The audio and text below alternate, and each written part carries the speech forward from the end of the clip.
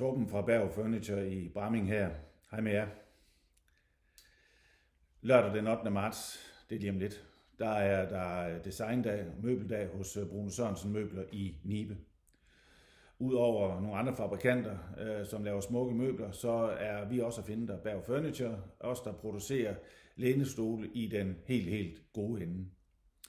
Men udover det smukke designmæssige stole, så kan stolen også noget, som de færreste måske er klar over. Nemlig det, at de kan tilpasses individuelt. Og hvad betyder så det? Jo, det betyder faktisk det, at det er stolen, der skal tilpasse sig kroppen, og ikke omvendt. Det har vi nogle redskaber til. Vi går ind og kigger på den enkelte kunde, og sørger for, at lige præcis den udfordring, den kunde måtte have, om det er højde, drøjde, bredde, længde, eller hvad det nu end måtte være, det har vi faktisk en mulighed for at tage højde for hos Berg Furniture. Vi skal snakke lidt om ryggen. Vi skal snakke lidt om de ting, der gør, at man aflaster rigtigt. At man er mere udhvilet, når man rejser sig op, end da man satte sig ned. Det kan let blive en spiral, hvor man fastholder sig selv i en dårlig position på den måde, man sidder på i et eller andet omfang. Det skal vi væk fra. Vi skal ud og kigge på noget, hvor det er stolen, der tilpasses kroppen, og ikke omvendt.